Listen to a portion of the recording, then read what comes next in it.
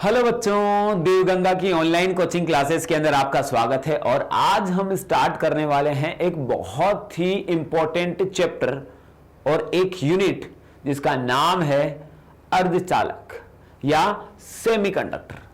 अब ये जो अर्धचालक है आपके पास में, ये 12th की आरबीएससी बोर्ड के अकॉर्डिंग बहुत ही इंपॉर्टेंट है और ये अकेला चैप्टर 6 मार्क्स कवर करता है। तो इस हिसाब से आप अंदाजा लगा सकते हैं कि ये अकेला चैप्टर कितने मायने रखता है। तो चलिए स्टार्ट करते हैं इस चैप्टर को।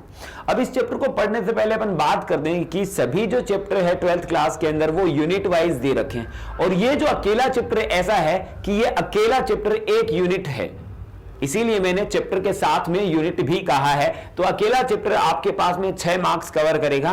तो चलिए स्टार्ट कर देते हैं इसको बिना किसी देरी के। तो चलिए देखते हैं क्या होता है अर्धचालक। तो अर्धचालकों को समझने से पहले अपन बात करते हैं कि पदार्थों को का चालक के आधार पर, चालन के आधार पर वर्गीकरण।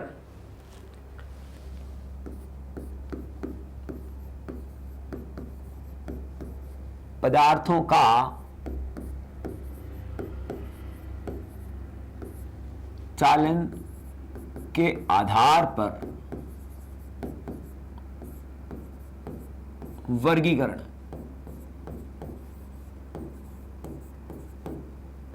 देखो, चालकता के आधार पर या फिर चालन के आधार पर, इसको बना लेते हैं पहले। हाँ, चालकता के आधार पर या फिर चालन के आधार पर पदार्थों को 3 भागों में बांटा गया है।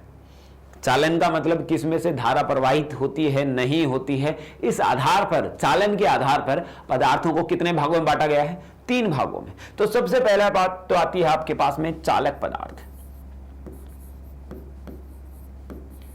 चालक पदार्थ। तो चालक पदार्थ क्या होते हैं?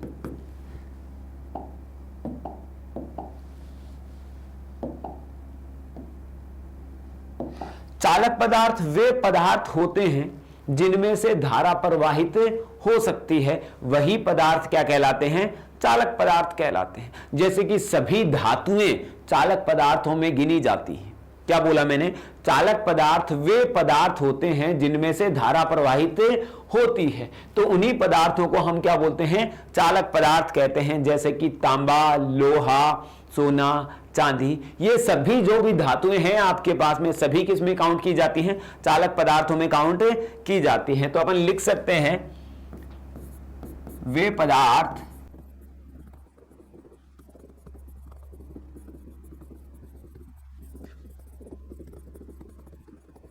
पदार्थ जिनमें से धारा प्रवाहित हो सकती है, उन्हीं को हम क्या बोलते हैं? चालक पदार्थ कहते हैं। जैसे कि सोना, चांदी, तांबा या सभी पदार्थ, सभी धातुएं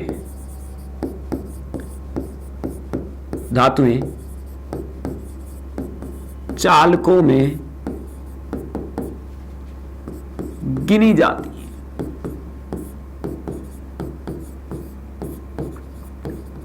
सभी धातुओं को जो अपन काउंट करते हैं वो धातुओं में ही काउंट किया जाता है। जो सभी पदार्थ है, सभी धातुएं जो हैं आपके पास में, जो सभी धातुएं हैं वो किस में काउंट की जाती है? चालक पदार्थों में ही गिनी जाती हैं। ठीक है, तो ये तो हो गया आपके पास में चालकता के आधार पर चालक पदार्थ। दूसरा जो आपके पास में पदार्थ आता है वो आता है कुचालक।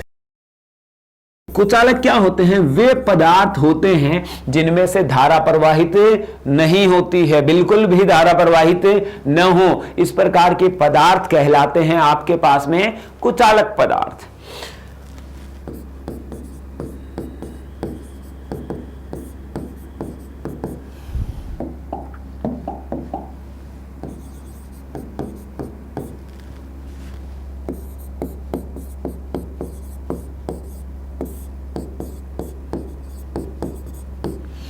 वे पदार्थ जिनमें से धारा का प्रवाह नहीं होता है, वे पदार्थ कहलाते हैं कुचालक पदार्थ। जैसे प्लास्टिक,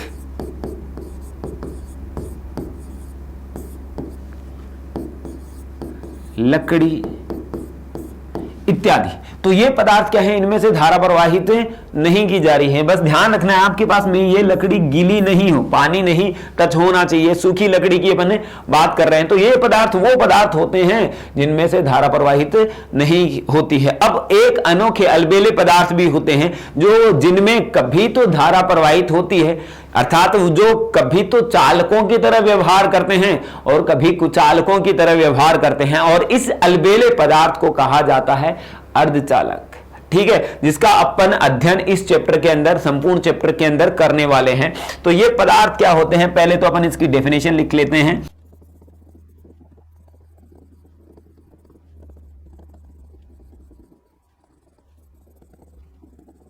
वे पदार्थ जो कभी तो चालकों की तरह व्यवहार करते हैं और कभी कुचालकों की तरह व्यवहार करते हैं, और यही पदार्थ कहलाते हैं आपके पास में अर्धचालक। और इसके कुछ एग्जाम्पल्स हैं जो कि है सिलिकॉन और जर्मेनियम, जिसका अपन अध्ययन पूरे चैप्टर के अंदर करेंगे। ठीक है ना। तो बात अपने पास में क्या आती है, वे पदार्थ जो होते हैं जो कि कभी तो चालकों की तरह व्यवहार करते हैं और कभी कुचालकों की तरह व्यवहार करते हैं। और इनकी जो खास बात है वो भी मैं आप लोगों को बता देता हूं कि भाई इनमें जो है धारा को नियंत्रित किया जाता है।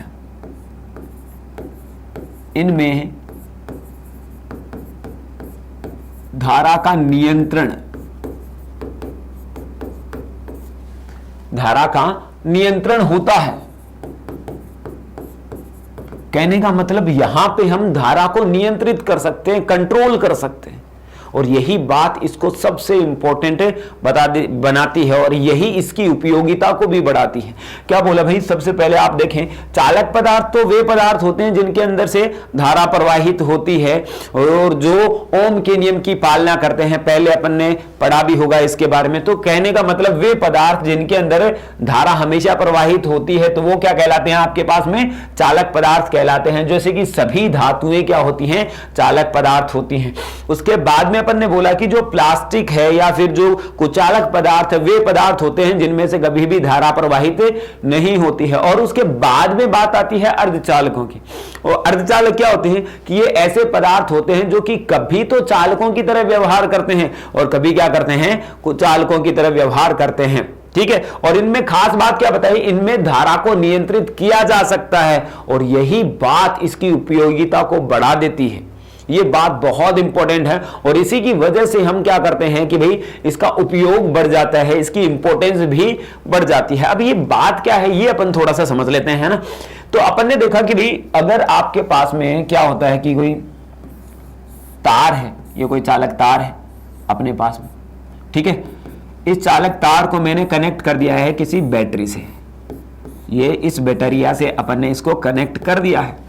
ठीक है, अब अपन जानते हैं कि भाई यहां पे V वोल्ट की बैटरी लगाई है और यहां पे धारा प्रवाहित हो रही है I। इस तार PQ के अंदर जो धारा कितनी जा रही है, I प्रवाहित हो रही है।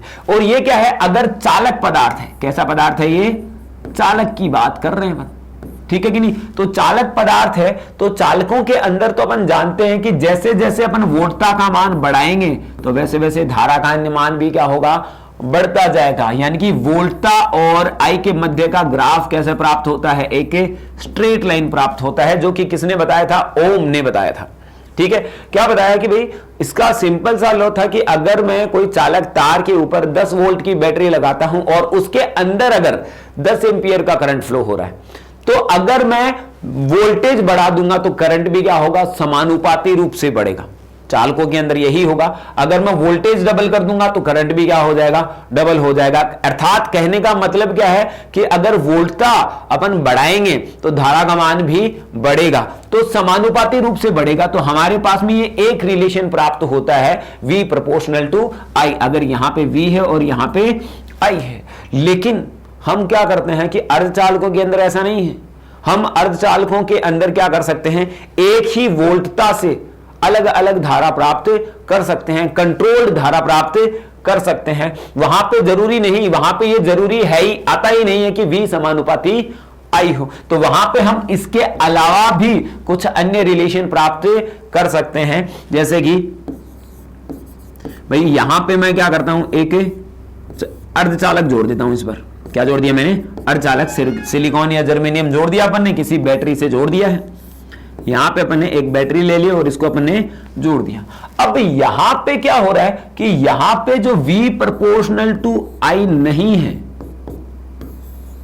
कहने का मतलब अगर मैं वोल्टेज बढ़ाऊंगा तो धारा जरूरी नहीं है कि समानुपाती रूप से ही बढ़े, ज्यादा भी बढ़ सकती है, कम भी बढ़ सकती है, ये अपने हाथ में है, हम थोड़ा सा कंट्रोल कर सकते हैं। तो इसके लिए, और जैसा कि मैंने कहा कि यही बात इसको सबसे इंपॉर्टेंट भी बनाती है, खास भी बनाती है, तो हमारा नियंत्रण रहेगा। हम इसके अंदर कुछ नहीं कर सकते। हम क्या कर दिया कि भाई अगर अपन ने 10 वोल्ट की बैटरी लगाती है और 10 एम्पियर करंट फ्लो हो रहा है तो 10 एम्पियर ही होगा।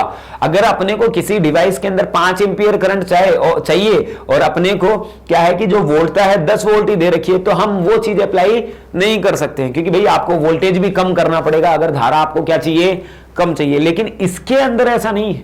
इसके अंदर क्या है, आप सेम वोल्टता के साथ में अलग ग्राफ प्राप्त कर सकते हैं, अलग धारा प्राप्त कर सकते हैं। तो ये बात इसको इंपॉर्टेंट बनाती है।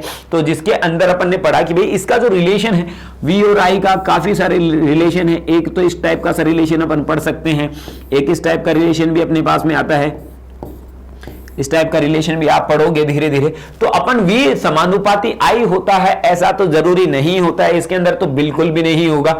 और यहां पे ये जरूरी है, और ये होते हैं आपके पास में धातुएं। जो भी चालक होगा, चालकों के बारे में अपन जब स्टडी कर रहे हैं तो ये बात लागू है, ओम का नियम लागू होगा। लेकिन अर्धचालकों के अंदर ओम का नियम फेल हो जाता है, तो वहां पे हम धारा को क्या कर सकते हैं, नियंत्रित कर सकते हैं।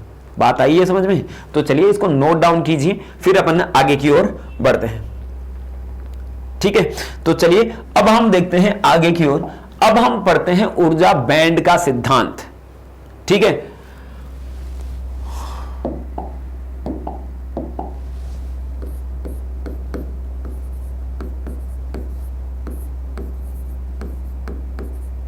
ऊर्जा बैंड का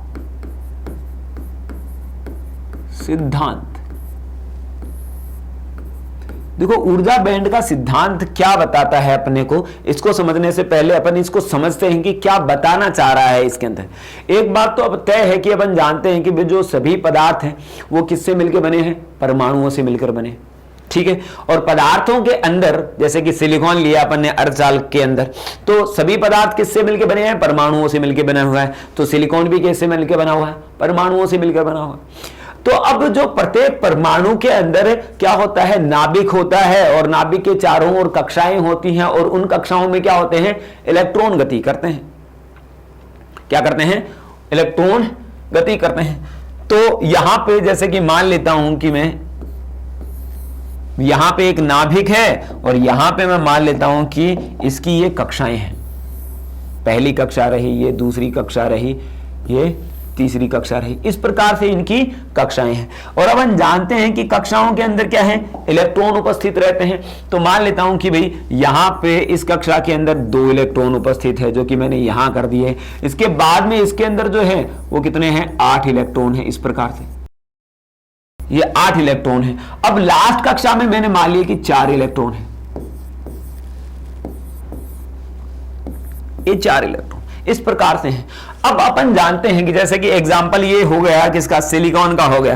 अपन जानते हैं कि ये होता है 14, है ना, इसका परमाणु क्रमांक कितना होता है, 14 होता है। तो अपन जानते हैं कि इसका इलेक्ट्रॉनिक विन्यास जो आएगा 1s2 2s2 2p6 3s2 और 3p2, इस प्रकार से इसका इलेक्ट्रॉनिक विन्यास प्राप्त होगा। और लास्ट कक्षा के अंदर क्या होगा, इलेक्ट्रॉन उपस्थित है। भाई ये बात तो आप लोग मुझसे ज्यादा जानते होंगे, केमिस्ट्री जहां पे भी आ जाती है वहां पे आप लोग मुझसे ज्यादा जानते हैं। तो यहां पे आपके पास में क्या है कि भाई यहां पे लास्ट कक्षाओं के अंदर कुछ इलेक्ट्रॉन है, और इलेक्ट्रॉन कक्षाओं के अंदर अपन जानते हैं कि गति कर रहे हैं, घूर्णन कर रहे हैं। और इलेक्ट्रॉनों का जो ज्यादातर स्थानांतरण होता है, बाहर निकलेंगे या इसमें आते हैं, तो लास्ट कक्षा में ये ज्यादा होता है। तो अपन बात करते हैं लास्ट कक्षा की। तो यहां पे मैं पहले लास्ट कक्षा ड्रॉ कर लेता हूं, उसके बाद में बात करते हैं यहां पे। अगर आपके पास में ये मान लेता हूं कि ये लास्ट कक्षा है, यहां पे ये लास्ट कक्षा है इस जगह पे, ठीक है, और यहां पे ये इलेक्ट्रॉन है 1 2 3 4। अब ये जो इलेक्ट्रॉन है वो गति कर रहे हैं, ठीक है कि नहीं, इस दिशा में गति कर रहे हैं या फिर इस दिशा में गति कर रहे हैं। गति कौन करवा रहा है, इसके अंदर जो नाभिक उपस्थित बैठा है, नाभिक जो बैठा है, नाभिकीय जो बल है वो इनको गति करवा रहा है। तो प्रत्येक इलेक्ट्रॉन ये जो लास्ट कक्षा के अंदर जो इलेक्ट्रॉन है उनकी ऊर्जा क्या रहती है, निश्चित रहती है। सभी की ऊर्जा क्या है, इसकी ऊर्जा इसके बराबर है, इसकी ऊर्जा इसके बराबर। अरे इस कक्षा के अंदर है तो इस कक्षा की ऊर्जा तो क्या होगी, निश्चित होगी। और यहां पे आपके पास में इस कक्षा की ऊर्जा अलग होगी, इस कक्षा की ऊर्जा अलग होगी, इसकी कक्षा की ऊर्जा अलग होगी। तो यहां पे तो इन ऊर्जाओं का, और अपन जानते हैं कि जो इलेक्ट्रॉन नाभिक के जो कक्षा नाभिक के पास में होती है उसकी ऊर्जा तो क्या रहती है, कम होती है। और जो जैसे जैसे अपन दूरी बढ़ाते जाते हैं नाभिक से तो उसकी ऊर्जा भी क्या होती जाती है, बढ़ती जाती है। ये बात अपन ने पढ़ी होगी। तो यहां पे इसकी ऊर्जा है, लेकिन इन सभी की ऊर्जा क्या है, निश्चित है। इनकी ऊर्जा क्या है, निश्चित है। लास्ट कक्षा में तो इसकी ऊर्जा जितनी है इतनी ही ऊर्जा इसकी भी है, इतनी ही ऊर्जा इतनी इसकी भी है।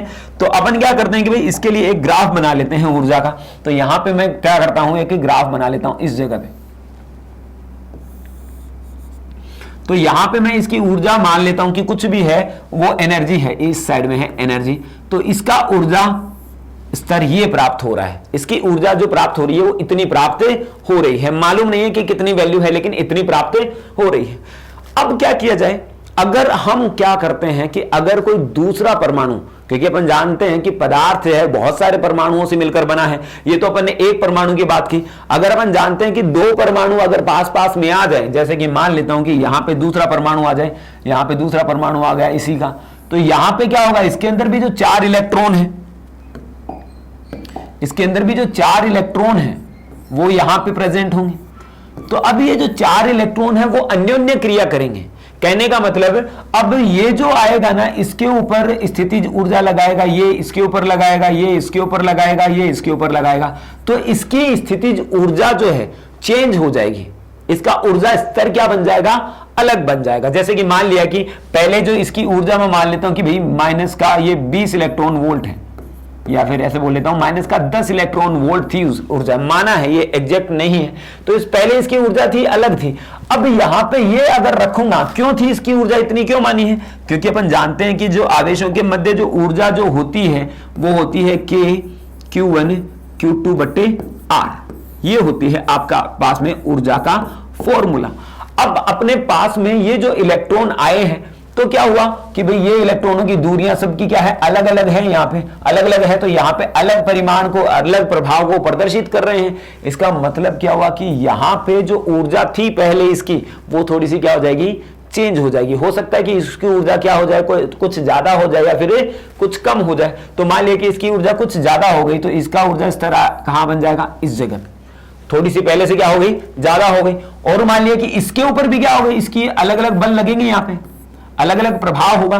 तो यहां पे अलग अलग दूरियां होने के कारण इसकी ऊर्जा भी क्या हो जाएगी, पहले से परिवर्तित हो जाएगी। तो मान लिया कि इसकी ये पास में है तो और ज्यादा होगी इसकी ऊर्जा, ये और ज्यादा हो गई आपके पास में।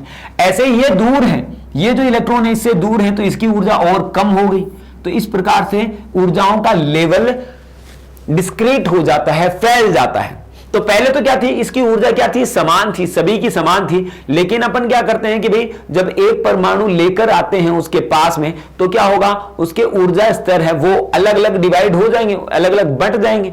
ऐसे ही अगर अपने पास में n परमाणु अगर लेकर आए, n अगर परमाणु लेकर आएंगे तो क्या होगा, उनके जो ऊर्जा स्तर हैं वो n भागों में बट जाएंगे और ऊर्जाएं जो है इस प्रकार से प्राप्त होने लग जाएगी। और ये जो ऊर्जाओं का बैंड प्राप्त हुआ है, संगठन प्राप्त हुआ है ऊर्जा स्तरों का, उसको ही अपन क्या बोलते हैं, ऊर्जा बैंड बोलते हैं। क्या बोलते हैं, ऊर्जा बैंड। ऊर्जा बैंड कहा जाता है इसी को। बात समझ में आई, फिर से समझाते हैं कि भाई यहां पे आपके पास में क्या है कि एक परमाणु है और यहां पे लास्ट कक्षा के अंदर कुछ इलेक्ट्रॉन है और उसकी ऊर्जा क्या है, निश्चित है। वापस यहां पे देख लेते हैं, इसकी ऊर्जा क्या है, निश्चित है। तो यहां पे इसकी ऊर्जा को मैं यहां पे दर्शा देता हूं। लेकिन कोई अगर और परमाणु आया इसके पास में तो क्या करेगा भाई, इन इलेक्ट्रॉनों के मध्य आकर्षण प्रतिकर्षण बल लगेगा, जिसकी वजह से क्या होगा, ऊर्जा परिवर्तित हो जाएगी। परिवर्तित होने का मतलब जो इलेक्ट्रॉन पास में है उनकी तो ऊर्जा क्या हो जाएगी, ज्यादा हो जाएगी। जो इलेक्ट्रॉन दूर है तो ऊर्जा क्या हो जाएगी, कम। देखो इसके प्रभाव से R बढ़ेगा तो ऊर्जा क्या होगी, आपके पास में कम होगी, और R कम होगा तो ऊर्जा बढ़ जाएगी, इस प्रकार का सिनेरियो आपके पास में बनेगा, तो सभी का जो ऊर्जा स्तर अलग अलग प्राप्त हो जाएगा। और ये जो अलग अलग ऊर्जा स्तर प्राप्त हुए हैं, जो एक बंडल सा प्राप्त हो गया है, उसी को हम क्या बोलते हैं, ऊर्जा बैंड कहते हैं। क्या कहते हैं, ऊर्जा बैंड कहते हैं। बात समझ में आई ना। और यही ऊर्जा बैंड का सिद्धांत है, ठीक है ना बात। तो ऊर्जा बैंड अपन ने समझ लिया। अब ऊर्जा बैंड को भी दो भागों में बांटा गया है, एक बहुत ही फेमस डायग्राम के थ्रू, वो भी मैं आपको समझाने की कोशिश करता हूं थोड़ा सा। तो भाई यहां पे ऐसा होता है कि भाई ऊर्जा को अगर हम क्या करते हैं कि एक डायग्राम बनाते हैं अपन कि भाई यहां पे तो आपके पास में क्या है, एक ऊर्जा है, ये ऊर्जा को शो कर रहा है, और यहां पे शो करता हूं स्पेसिंग, दूरी। दूरी कहने का मतलब परमाणुओं के मध्य की दूरी की बात कर रहे हैं अपन। किसके मध्य की दूरी की बात कर रहे हैं, परमाणुओं के मध्य की दूरी बात कर रहे हैं, ठीक है। तो यहां पे अपन स्पेसिंग देखेंगे, तो यहां पे आपके पास में जो स्पेसिंग निकलेगी, तो यहां पे आपके पास में जैसे जैसे दूरी पास में आती जाएगी, तो पहले मान लेता हूं कि ये ड्रॉ कर लेता हूं मैं। यहां पे तो है आपके पास में 1s2, यहां पे है 2s2, यहां पे सीधा ही ड्रॉ कर लेता हूं भाई। यहां पे आपके पास में यहां पे इस प्रकार से है, ये तो आया। लास्ट में जो था आपके पास में 3s2 और 3p2 इस प्रकार से थे। तो अब यहां पे जो ऊर्जा है, यहां पे अपन ने क्या किया कि दो परमाणुओं को पास में लेके आएंगे, तो उनकी जो ऊर्जा स्तर है वो इस प्रकार से विभाजित होंगे। यहां पे ऊर्जा स्तर अलग अलग प्राप्त हो जाएंगे। ऐसे जैसे जैसे अपन पास लेके आएंगे, तो इस प्रकार से ये बढ़ता चलता है, इस प्रकार से आगे की ओर। तो यहां पे जो ऊर्जा स्तर अलग अलग प्राप्त होते जाएंगे। अगर दूरियां बहुत कम हो जाए, दोनों के मध्य की दूरियां क्या हो जाए, बहुत कम हो जाए, तो इस प्रकार से एक प्राप्त होता है कि भाई कुछ ऊर्जा स्तर यहां प्राप्त होते हैं और ये बीच की जगह खाली रहती है, और कुछ ऊर्जा स्तर यहां पे प्राप्त हो जाते हैं। तो अब जो है देखो, यहां पे एक बैंड बन गया, यहां पे एक बैंड बन गया और एक यहां पे बैंड बन गया है, ठीक है ना बात। तो यहां पे जो बैंड बना है, ये जो बैंड बना है, इसको अपन बोलते हैं चालन बैंड। क्या बोलते हैं, चालन बैंड इसको कहा जाता है। और ये जो बैंड होता है उसको अपन बोलते हैं संयोजी बैंड। क्या बोलते हैं, संयोजी बैंड अपन बोलेंगे। और ये जो दोनों के बीच में जो अंतराल प्राप्त हुआ है, ये जो दोनों के बीच में अंतराल प्राप्त हुआ है, उसको हम बोलते हैं वर्जित ऊर्जा अंतराल। क्या बोला जाता है इसको, वर्जित ऊर्जा अंतराल, ठीक है, अंतराल। तो ये चीज अपन ने पढ़ ली है। तो अपन ने क्या पढ़ लिया कि सिंपल सी चीजें हैं, ज्यादा डिफिकल्ट बनाने की जरूरत है नहीं। हमने जो पढ़ा है शुरू से वो बात करते हैं अपन, जो चालन के आधार पर पदार्थों का 3 प्रकार से वर्गीकरण किया गया है। शुरू करते हैं अपन वहां से।